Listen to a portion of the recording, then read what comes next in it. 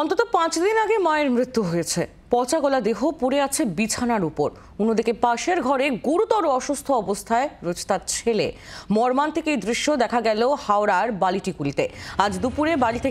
গতকাল দুপুরে বাড়ি থেকে যখন দুর্গন্ধ বেরোতে থাকে তখনই প্রতিবেশীরা দাসনগর থানায় খবর দেয় এবং তারপরই পুলিশ এসে দেহ উদ্ধার করে নিয়ে যায়। ছেলেকে উদ্ধার করে ইতিমধ্যে হাওড়া জেলা হাসপাতালে ভর্তি করা হয়েছে। হাওড়ার এই ঘটনা, একদিকে 5 দিন আগে অন্তত মায়ের মৃত্যু হয়েছে এবং মা পড়ে রয়েছেন একটি ঘরে এবং পাশের ঘরে ছেলে গুরুতর অসুস্থ অবস্থায়। মৃতদেহ ডিকম্পোজ হয়ে পচা দুর্গন্ধ বেরোনোর পর প্রতিবেশীরা থানায় খবর দিলে পুলিশ এসে দেহ উদ্ধার করেছে। দেবব্রত ঘোষ আমাদের প্রতিনিধি রয়েছেন আমাদের সঙ্গে টেলিফোন লাইনে। দেবব্রত, এখনো পর্যন্ত কি জানা যাচ্ছে কিভাবে ওই মহিলার মৃত্যু হলো এবং অসুস্থ ছেলে তিনি বা কেমন রয়েছেন? কিভাবে ওই মহিলার মৃত্যু হয়েছে সেটা এখনো পর্যন্ত পরিষ্কার নয়। মহিলার দেহ অনেকটাই ডিকম্পোজ হয়ে গিয়েছে, তবুও সেই দেহ উদ্ধার পাঠিয়েছে। ময়নাতদন্ত রিপোর্ট এটাই জানা যাবে মৃত্যুর সঠিক কারণ। এবং তার যে ছেলে, তিনি মানসিকভাবে কিছুটা ভেঙে পড়েছেন, তিনি মানসিক ভারসাম্যহীন বলে এলাকার মানুষজন তারা দাবি করছেন। তাকে উদ্ধার করে চিকিৎসার জন্য জানা হয়েছে, হাসপাতালে নিয়ে যাওয়া হয়েছে। কিন্তু কেন এই ঘটনা ঘটলো সে বিষয়ে পুলিশ তদন্ত শুরু করেছে। তার আত্মীয় পরিজন কারা ছিলেন, কেন তারা দেখা করতেন না, খবর কেন রাখা হয়নি, তাদের চিকিৎসা হয়নি, এই বিষয়গুলো সামনে উঠে আসছে।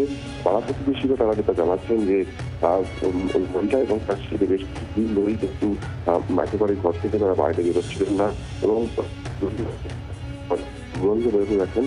তারপর গতকাল পুলিশে খবর দেওয়া হয় এবং ওই তার ছেলে আসলে মহিলার যে ছেলে 25 বয়স, হোম ডেলিভারি তিনি কাজ করতেন এবং বেশ কিছুদিন কাজ করবো করছিলেন। কেন এই ঘটনা, কেন তিনি কাজ করছিলেন করলেন, সমস্ত নিয়েও কিন্তু একটা বড় তার আত্মীয় পরিজন যারা রয়েছেন তারা কেন সেটা দেখভাল করেনি, সেই বিষয়গুলো সামনে উঠে আসছে। পুলিশ পুরো বিষয়টি খতিয়ে দেখছে।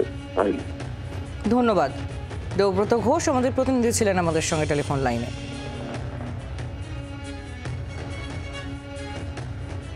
গন্ধ পাচ্ছি কিন্তু আশেপাশে কেউ উদ্যোগ নিচ্ছে না, আমরাও বুঝতে পারছি না যে কিছু কি হচ্ছে না হচ্ছে। 2-3 দিনের গন্ধ পাচ্ছি, আজকে সকাল থেকে অতিরিক্ত গন্ধ যাচ্ছে। আর ওই দিকের জানলা, যেহেতু আমাদের জানলার ওই দিকটা, তো গন্ধটা বেশি যাচ্ছে। আর আজকে সকাল থেকে আমরা ফলো করছি যে অনেক মাছি ঘুরছে, তো ওইটা দেখে আমাদের সবার সন্দেহ হয়।